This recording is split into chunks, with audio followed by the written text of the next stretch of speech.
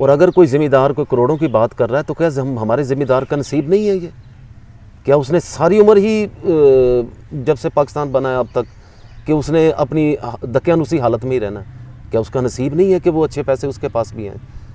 मैं इसकी हौसला अफजाई करता हूँ इस चीज़ की, और ज़मींदारों को बताता हूँ कि आप यार अपने हमसाये से लें, किसी से भी लें, जिस रेट से भी आपको मिल रहा है, आप ये हो कि आप में अंदर की हिस्स पैदा हो कि यार मैंने इसको काश्त करना है। बिस्मिल्लाहिर्रहमानिर्रहीम, अस्सलाम वालेकुम नाज़रीन। पाकिस्तान उन ममालिक में है कि जो ज़राई फार्मिंग से अच्छा प्रॉफिट कमाने वाले और मुल्क की मईशत का पहिया फार्मिंग से चलाने वाला मुल्क है। आज इस फार्मिंग पे हम गुफ्तगू करने वाले हैं। इसमें कहा यह जा रहा है कि 1 एकड़ से आप 2.5 से 3 करोड़ तक कम से कम कमा सकते हैं 1 एकड़ लगा के। और यही सोच के आज आपके पास पाकिस्तान का हर एक फार्मर अगर ये लगाए तो पाकिस्तान ना सिर्फ अमीर से अमीर तर होगा बल्कि दुनिया की मंडियों में हमारा नाम होगा। ये फार्मिंग कैसी है, किस चीज़ की है, कैसे लगाया जा सकता है, और आप इस 4 से 5 माह की फार्मिंग में आप 2.5 से 3 करोड़ कैसे कमा सकते हैं, कमा भी सकते हैं या कि नहीं, ये अगले चंद मिनट में इंशाल्लाह आपको पता चल जाएगा। वीडियो में लास्ट तक आपने हमारे साथ। सबसे पहले हमारे देखने वालों को अपना तारुफ करवाइएगा। जी, मेरा नाम राना सुहेल है और MSc एग्रीकल्चर। सर जी, क्या ये सोना है, हीरा है, डायमंड है कि 1 एकड़ लगा के बंदा 3 करोड़ कैसे कमा सकता है? कमा भी सकता है या कि ऐसे तूफानी बातें हैं और ख्याली पुलाव हैं? सबसे पहले तो आपने जो पैसे की फिगर बता देते हैं ना, वो अगला बंदा डर जाता है इससे। तो इससे भी ज़्यादा बंदा कमा सकता है, मेरा ये ईमान है, इससे भी ज़्यादा कमा सकता है। और आने वाले 2-3 साल इसी तरह के साल होंगे जिस तरह इस साल लोगों ने कमाया। लेकिन इसकी थोड़ी सी अगर हिस्ट्री पे जाएं तो हमें ये NARC की ये वैरायटी है, नॉर्क G1 के नाम से, लेसन की जी। और ये DNA हमारा NARC वालों का है।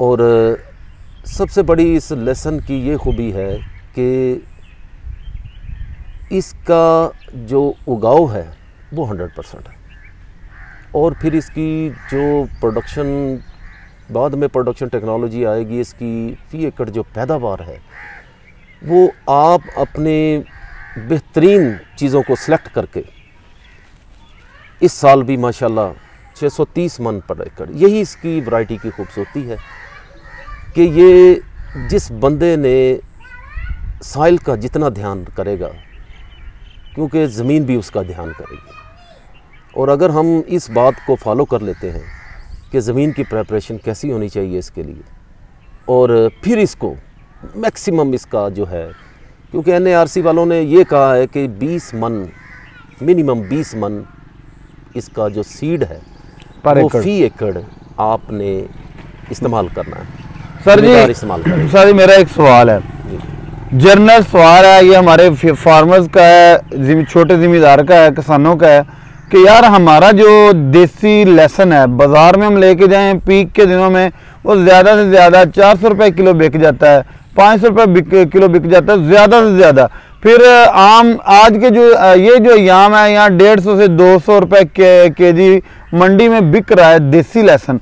तो इस लहसुन में से क्या निकलता है? इतना महंगा सीड जैसा कि बताया जा रहा है 3000 रुपये पर केजी है, 3500 रुपये केजी है, और जो ड्राई है और जो वैसे फ्रेश है वो 2000 रुपये केजी है। ये क्या है? लोगों का ये ख्याल है और ये सवाल है कि आखिर ये महंगा इतना क्यों है? मेरे ख्याल में कि हमारे जो देसी लहसुन है वो इतना सा हो तो वो मंडी में ज़्यादा से ज़्यादा 300 का होगा या 400 का होगा, लेकिन इसमें इतनी खासियत क्या है कि ये 3500-4000 रुपये पर केजी सेल हो रहा है?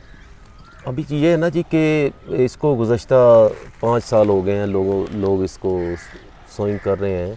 6 साल हो गया, 6 साल कबल हम देखें तो ये 2014, 15, 16 में यानी कि ये आहिस्ता आहिस्ता NARC वालों ने ज़मींदारों को थोड़ा थोड़ा देना शुरू किया था कि आप जी इसकी काश्त करें, और लेकिन इसकी तेज़ी अभी तक सिर्फ 1200 एकड़ ये पाकिस्तान में काश्त हुआ है।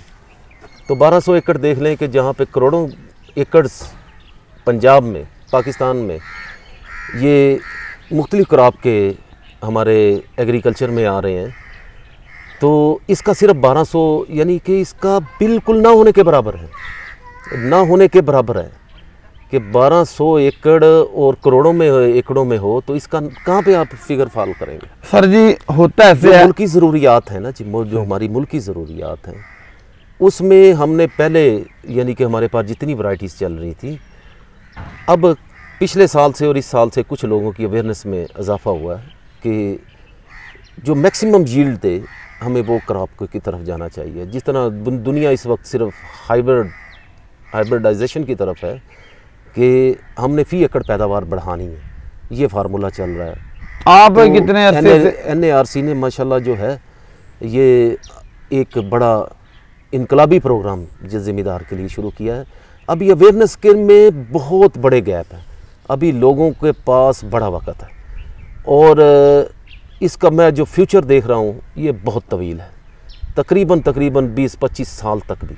लेकिन अभी तक मार्केट को कम से कम 2-3 साल इसके दर्शन नहीं होंगे, क्योंकि ये इसमें एक्टिव इंग्रेडिएंट्स जो हैं इसके अंदर जो खुराक के ज़रात हैं और इसका ड्राई पाउडर है, वो आप देखें कि उसका बहुत वज़न है और बनिस्बत हमारे दूसरे जब वो ड्राई कंडीशन पे जाता है तो उसके वो सूख जाता है। और इसका पेस्ट, इसकी अरोमा, ये कुछ चीज़ें हैं कि जो इसको मुमताज़ करती हैं। तो हमारी उसकी 60-70 मन भी पैदावार आ जाए हमारी देसी की, और ये लोग माशाल्लाह 680 मान तक ले रहे हैं अपने बेहतरीन ज़मीन का इस्तेमाल करके। तो हमारे पास इस तरह ग्रोअर हैं जो इतनी 630 मन, 580 मन इस साल भी उन्होंने पैदावार ली सर है 2022 में। आपने क्या ये सिर्फ सुना है या तजर्बा किया है, और कितने साल का आपका एक्सपीरियंस है? मैं गुज़श्ता 4 साल से इसको काश्त कर रहा हूँ और अल्हम्दुलिल्लाह जो है लोगों को बहुत ज़्यादा मैं इसकी मोटिवेशन देता हूँ कि आप काश्त करें। ठीक है, आप इस लोग जो डेड लॉक लगाते हैं, फुल स्टॉप लगाते हैं, इसका मतलब वो आगे नहीं बढ़ सकते। और अगर कोई ज़िम्मेदार कोई करोड़ों की बात कर रहा है तो क्या हमारे ज़िम्मेदार का नसीब नहीं है ये? क्या उसने सारी उम्र ही जब से पाकिस्तान बना है अब तक कि उसने अपनी दकियानुसी हालत में ही रहना? क्या उसका नसीब नहीं है कि वो अच्छे पैसे उसके पास भी हैं? मैं इसकी हौसला अफजाई करता हूँ इस चीज़ की, और ज़िम्मेदारों को बताता हूँ कि आप यार अपने हमसाये से लें, किसी से भी लें, जिस रेट से भी आपको मिल रहा है, आप ये हो कि आप में अंदर की हिस्स पैदा हो कि यार मैंने इसको काश्त करना है, तो आप इस काश्त करें। सर जी काश्त के अब तरीके पे बात करते हैं। काश्त का जो एक तो सीड तैयार करने का, जैसे एक बंदे ने फ्रेश ले लिया है, सीड तैयार कैसे करेगा, और जब सीड तैयार होगा किस मंथ इसकी काश्त जो है बिजाई शुरू होगी?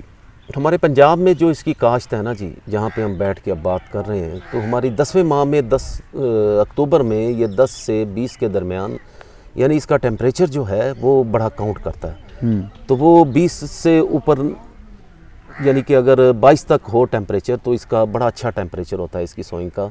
लेकिन यहाँ पे हमारा अक्टूबर में भी 28 से 30 रहता है। लेकिन ज़िम्मेदार जो हैं जिन्होंने अर्ली काश ये करते हैं 10 और 20 अक्टूबर के दरमियान, उन्होंने मैक्सिमम वो इस दफ़ा भी, यानी ये तकरीबन इसकी क्रॉप की ड्यूरेशन है तकरीबन 6 से 7 माह है, तो ये 6 और 7 माह तक ये क्रॉप बीज लगाने से लेकर उखाड़ने तक इतना प्रोसेस है इसका। 7 माह की फसल है। 7 माह की फसल है, यानी आप देखें कि अक्टूबर की 10 से 20 के दरमियान बजाई हो रही है, जब ये प्लांट बाहर निकलता है 20 से 25 दिन लग जाते हैं।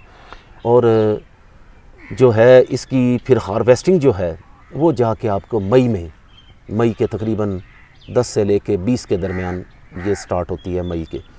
यानी आप देख लें 10 और 20 अक्टूबर को ये सोइंग हो रही थी, ये 6 से 7 माह का ये प्रोसेस बन जाता है। अच्छा सर जी, इसके साथ ये बताइएगा कि काश्त से पहले ज़मीन को जीवन नाथ गार्लिक जो है इसको काश्त करने के लिए ज़मीन कैसे तैयार की जाए, और किस लेवल की ज़मीन में, पाकिस्तान के कौन कौन से इलाके की ज़मीनों में ये काश्त हो सकता है? ये हम किसी भी अच्छी पैदावारी जो है वो बीज हो, साइल बहुत बड़ा मैटर है कि उसमें हम एक ही बात करते हैं यार कलराठी ज़मीन ना हो, रेतली ज़्यादा ना ज़मीन हो, यानी कि जो सैंड सिल्ट और क्ले का जो इम्तजाज है कि जिसको हम महरा ज़मीन कहते हैं, कि महरा ज़मीनों में ही बेहतरीन पैदावार बंदा ले सकता है, कि ऐसी ज़मीनों का इंतखाब किया जाए कि जो महरा की तरफ हो, जिनकी pH तकरीबन 7:30 से अगर 8 के दरमियान भी हो तो कोई मसला नहीं। वो इंसान जो है अपने जो माइक्रो क्लाइमेट है जहाँ पे उसने उगाना है उसको काफ़ी हद तक कंट्रोल कर सकता है, और ज़मीन का भी टेम्परेचर और बाहर का भी टेम्परेचर वो काफ़ी हद तक वो उसकी तैयारी से लेके जो बाहर के अवामल हैं वहाँ वो उसको बड़ा अच्छी तरह वो नबरत आजमा से हो सकता है और फ़ी एकड़ पैदावार अच्छी की तरफ वो जा सकता है। सर जैसे मैंने कहा कि ज़मीन की तैयारी कैसे की जाए? जी, ज़मीन की तैयारी जो है देखें आप, सबसे बड़ी बात ये है कि अगर सेहतमंद बीज ही सेहतमंद फसल का आगाज़ होता है, बुनियाद है बीज। तो अगर आप ज़मीन, क्योंकि ये जो गांठ है इसकी जो नीचे है, जो ज़ेरे ज़मीन ये बनता है, गंडी कहते हैं। हाँ जी, ये ज़ेरे ज़मीन बनता है। तो लिहाजा जो चीज़ ज़ेरे ज़मीन जा रही है कि इसकी बजाई जो है ये देखें, ये इसकी हम इसको जौ कहते हैं या इसको तुरियाँ कहते हैं। तुरियाँ कहते हैं। तो माशाल्लाह इसका आप देखें, इसका साइज़ देखें, ठीक है, ये एक तुरी है, यानी कि हमारी जो एक गांठ है ना, 1.5 गांठ जितनी एक इसका एक तुरी का तकरीबन 50 ग्राम से ज़्यादा इसका ये वज़न बनता है। तो अगर ये सेहतमंद बीज जा रहा है आपकी साइल में तो ज़ाहिर है इसने नीचे ज़मीन के अंदर इसने गांठ बनानी है। तो जो ज़मीन का मैंने पहले ही बात कही थी, जो ज़मीन का जो फार्मर ध्यान रखेगा तो ज़मीन उसका ध्यान रखेगी। इसकी तैयारी एक्स्ट्राऑर्डिनरी होनी चाहिए। मैं ज़िम्मेदारों को यही कहता हूँ कि वहाँ पे कोई क्रॉप आपने नहीं लगानी, क्योंकि उसमें आपने जब सिर्फ अकेला गार्लिक ही आपने काश्त करना है। और 6 से आप देखें 6 से 10 ट्राली आप जब रूढ़ी की डालते हो तो ये आजकल मई में इसकी हार्वेस्टिंग हो जाती है, मई के आखिर तक ये चीज़ें इसमें चली जानी चाहिए, ठीक है ना जी। तो उसमें क्या क्या चीज़ें हैं कि 6 ट्राली से 10 ट्राली रूढ़ी जो है, खा वो गीला हो या वो ड्राई वेल रोटन फॉर्म में हो, तो इस सूरत में गोबर जो है 6 से 10 ट्राली फ़ी एकड़ ये आपने डालनी है। राख की 2 ट्राली वो राख की फ़ी एकड़ डालनी है, और 2 एकड़ ही जो बीठे हैं जो मुर्गियों की ख़ास तौर पे लेयर की, ये 2 ट्राली आपने, ये यानी कि तकरीबन 6, 2, 8 और 2, 10 से 14-15 तक, यहाँ तक आप ट्राली इसमें फ़ी एकड़ डालें। तो आप देखेंगे कि इतनी मिकदार में आपने ऑर्गेनिक जो है, ऑर्गेनिक की तरफ जा रहे हो, तो ये ऑर्गेनिक मैन्योरिंग है सारी।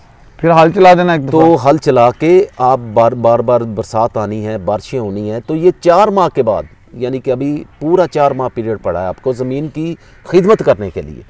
तो ये आपकी ज़मीन को नरम भुरभुरा और जो हवादार कर देगा, ठीक है। और वहाँ पे जो अल्लाह की अनसीन पावर्स हैं, जिसको मैं अल्लाह की कुदरत कहता हूँ, तो वो इसमें तेज़ी से बढ़ती हैं। और जहाँ पे अल्लाह की कुदरत बढ़ती है, जहाँ पे ये चीज़ें जो हमारे माइक्रोब्स हैं ये हमारे बढ़ते हैं, तो वहाँ फ़ी एकड़ पैदावार बहुत ज़्यादा आने की तवक्को होती है, ठीक है ना जी। तो ये इस तरह आपने ज़मीन को बहुत अच्छी तरह तैयार कर लेना, सितंबर तक तैयार करने के बाद फिर आपने जब इसको काश्त करना है तो बेड की सूरत में लोग ड्रिप में जा चुके हैं, ड्रिप इरीगेशन, ड्रिप के साथ काश्त कर रहे हैं। लोग जो हैं इस पे बेड्स में कम से कम 6 से 7 लाइनें इस्तेमाल कर रहे हैं। सही। लेकिन ऑन एन एवरेज मैंने देखा है कि जिसकी 4 लाइनें हैं और 8-8 इंच का इसका फासला होता है। आप देखें नंबर ऑफ सीड्स जो इसके प्लांट हैं वो तो 50-60 हज़ार के करीब इसके वो चले जाते हैं। तो आप देखें कि इतनी बड़ी तादाद में अगर 20 मांड हमने ये बीज यूज़ करना है तो नंबर ऑफ प्लांट्स 8 इंच पे ये लगेगा, एक पौधा, एक बीज लगेगा, और 2/3 हिस्सा ये ज़ेरे ज़मीन जाएगा और 1/3 हिस्सा ये बाहर रहेगा। पौना हिस्सा नीचे जाएगा और थोड़ा सवा हिस्सा ऊपर होगा। और ये इस तरह जो है ये ज़मीन में इसकी जब गांठ तैयार होगी, इसको इतना अच्छा माहौल मिलेगा। तो आपने ये देखना है कि ये जो सीड है ये ज़ाहिर है जैसे बच्चे की पैदाइश होती है उसको नरम बिस्तर चाहिए होता है, ठीक है। आप उसको सख्त बिस्तर तो नहीं दे सकते ना, हार्ड या फर्श पे तो आप उसको लटा सकते हैं। जी जी। ठीक है, उसको भी नरम बिस्तर चाहिए होता है। इस तरह जैसे ही इसकी काश मुकम्मल होती है तो आपने जो ज़मीन की खिदमत की हुई है ना जी, इतनी बड़ी क्वांटिटी मिकदार में आपने फिर आपने 2-2 बैग आपने DAP के डाले हुए हैं या नाइट्रोफास की उसके रिप्लेसमेंट में चले जाएं, फास्फोरस की। तो जिस तरह भी आपने ये एक जो है, और उसके बाद यूरिया पे आपने जाना है या अमोनियम सल्फेट पे जाना है या कैन ग्वारा पे जाना है आपने, तो ये यूरिया देने के, नाइट्रोजन देने के अगले प्रोसेस हैं। पोटाश का इसका इस्तेमाल है, आगे हमारी केमिकल फर्टिलाइज़र में इसका इस्तेमाल है। इसकी जो है ज़मीन को देखते हुए, ज़मीन को और ज़्यादा नरम करने के लिए सल्फ़र, ह्यूमिक एसिड, जिंक जो लिक्विड है, तो इस तरह की जो है चीज़ें आपको हर, यानी कि जब भी आपने फर्टिलाइज़र देनी है हमारी, क्योंकि पौधे की जो रिक्वायरमेंट है ना जी, जितना देर उसमें ये वत्तर की सलाहियत रहेगी, उसी तेज़ी से उसकी जड़, उसकी हर चीज़ वो बनेगी जी। ठीक है ना जी। आपने उसको मैक्सिमम, यानी कि ये जो नीचे ऑर्गेनिक मैटर दिया हुआ है आपने, वो आपकी ज़मीन को नरम भुरभुरा और हवादार रखेगा। एरेशन उसकी, जैसे जहरीली गैसें बाहर जाएंगी, ताज़ा हवा उसको जड़ को मिलती रहेगी, तो ये उसी वक्त मुमकिन होगा जब आपने ज़मीन की खिदमत अच्छी की है। अच्छा, इसको अब काश्त के बाद नुकसान पहुंचाने वाली कौन कौन सी चीज़ें हो सकती हैं? आपने पहले तैयारी के लिए तो बता दिया, फिर अब सीड लगा दिया गया, पौधे निकलने शुरू हो गए, उसके बाद जैसे आप पहले डिस्कशन में कह रहे थे कि बसा औकात पौधा सूख जाता है, उसकी क्या वजूहात होती हैं और उसके सद्देबाब क्या है? देखिए, ज़ेरे ज़मीन भी इसकी जो इंसेक्ट पेस्ट इस पे अमल करते हैं। ठीक है, पेस्ट में हम आ जाएं तो उसमें डिजीज़ हैं, तो उसकी आपने मैक्सिमम ट्रीटमेंट करनी है। 5 किलो जो है ये नीला थोथा जो है, ये आपने फ़ी एकड़ के हिसाब से जब ज़मीन की फ़ाइनल तैयारी करने लगे, उस वक्त आपने जो लास्ट रोनी देनी है, तो उसमें आपका ये ज़ेरे ज़मीन जाके ये काफ़ी हद तक खुराक की खुराक है और बड़ा अच्छा सद्देबाब है इसका। काश से पहले डिजीज़ का जो ज़ेरे ज़मीन डिजीज़ है, ठीक है, पहले डिजीज़ पौधे को सुखाना शुरू करती है, और फिर जो इंसेक्ट हैं, जो हमारे जो पेस्ट हैं, उसमें हमारा दीमक का बड़ा अमल दखल आता है। जैसे ही पौधा सूखना चाहिए, उसमें मुख्तलिफ बीमारियां हमला ऊपर से भी कर देती हैं और नीचे दीमक का भी हमले, जैसे ही गर्मी स्टार्ट होती है तो दीमक के हमले बढ़ने शुरू हो जाते हैं।